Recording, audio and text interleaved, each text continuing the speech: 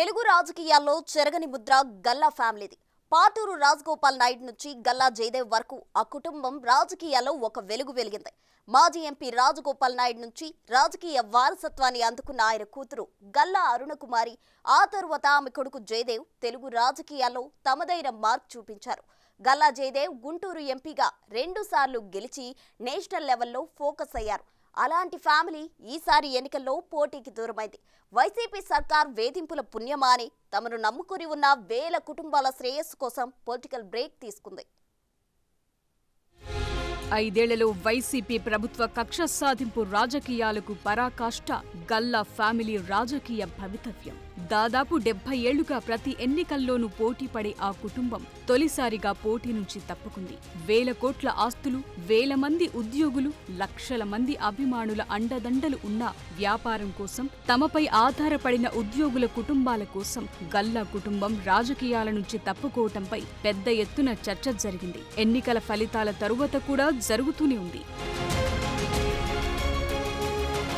రాజకీయాలకు ఇక సెలవంటూ గుంటూరు ఎంపీ గల్లా జయదేవ్ చేసిన ప్రకటన టీడీపీ కార్యకర్తలను, గల్లా అభిమానులను నివ్వెరపరిచింది. 1955 నుంచి రాజకీయాల్లో ఉన్న జయదేవ్ కుటుంబం తొలిసారిగా ప్రత్యక్ష ఎన్నికల సమరం నుంచి తప్పుకోవటం పొలిటికల్ సర్కిల్స్ లో హాట్ డిబేట్ గా మారింది. 2019 ఎన్నికల నుంచి జయదేవ్ తల్లి మాజీ మంత్రి గల్లా అరుణకుమారి ప్రత్యక్ష రాజకీయాలకు దూరమయ్యారు. ఇప్పుడు జయదేవ్ కూడా తప్పుకోవటంతో 70 ఏళ్లలో తొలిసారిగా గల్లా కుటుంబం ఎన్నికల క్షేత్రం నుంచి నిష్క్రమించినట్లయింది. జయదేవ్ తాత గల్లా అరుణ తండ్రి పాటూరి రాజగోపాల్ నాయుడు రాష్ట్ర రాజకీయాల్లో చెరగని ముద్ర వేశారు. 1955లో తొలిసారిగా ఎమ్మెల్యేగా ఎన్నికైన పాటూరు రాజగోపాల్ నాయుడు ఉమ్మడి చిత్తూరు జిల్లా రాజకీయాలను శాసించారు. చిత్తూరు జిల్లాలోని తవణంపల్లె నియోజకవర్గం నుంచి 1955లో కృషికార్ లోక్ పార్టీ అభ్యర్థిగా, 1962లో స్వతంత్ర పార్టీ అభ్యర్థిగా శాసనసభకు ఎన్నికయ్యారు. పాటూరు రాజగోపాల్ నాయుడు 1972లో శాసనమండలి సభ్యుడిగా పనిచేశారు. తరువాత చిత్తూరు ఎంపీగా 2 సార్లు విజయం సాధించారు.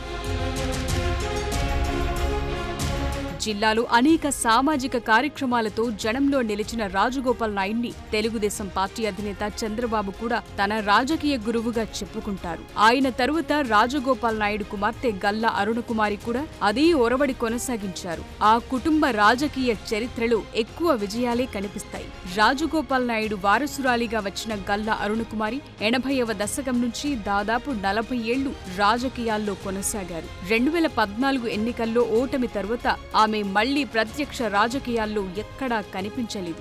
ఆమె కుమారుడు గల్లా జయదేవ్ 2014లో రాజకీయాల్లోకి అడుగుపెట్టి వరుసగా 2 సార్లు గుంటూరు ఎంపీగా గెలిచి ప్రత్యేకత చాటుకున్నారు. అరుణకుమారి కాంగ్రెస్ హయాంలో మంత్రిగా పనిచేసి జిల్లా రాజకీయాల్లో చెరగని ముద్ర వేశారు. అమరరాజా ఫ్యాక్టరీస్తో ఉమ్మడి చిత్తూరు జిల్లాలో వేలాది కుటుంబాలకు ఉపాధి కల్పించిన గల్లా కుటుంబంపై ఈ ప్రాంతంలో ఎంతో గౌరవముంది. అందుకే ఆ కుటుంబ రాజకీయ చరిత్రలో ఎక్కువ విజయాలే కనిపిస్తాయి. 2 సార్లు ఎంపీగా గెలిచిన జయదేవ్ చాలా కాలంగా రాష్ట్ర రాజకీయాల్లో పెద్దగా కనిపించడం లేదు. ఎంపీగా గెలిచిన తొలిసారి మిస్టర్ ప్రైమ్ మినిస్టర్ అంటూ తన వాగ్దాటిని ప్రదర్శించిన జయదేవ్ నేషనల్ వైడ్ గా ఫోకస్ అయ్యారు. అలాంటాయన అనూహ్యంగా రాజకీయాల నుంచి నిష్క్రమిస్తూ తీసుకున్న నిర్ణయం టీడీపీ వర్గాలను నివ్వెరపరిచింది.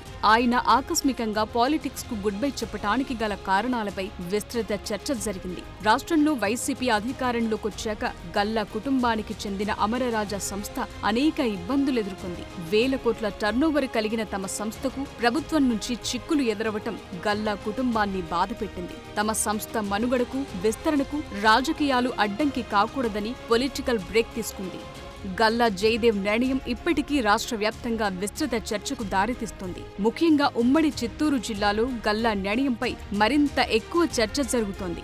జయదేవ్ ఈసారి బరిలో ఉండి గుంటూరు ఎంపీగా హ్యాట్రిక్ విజయం సాధించి కేంద్రంలో కేబినెట్ బెర్త్ దక్కించుకునేవారనటంలో ఎలాంటి సందేహం లేదు.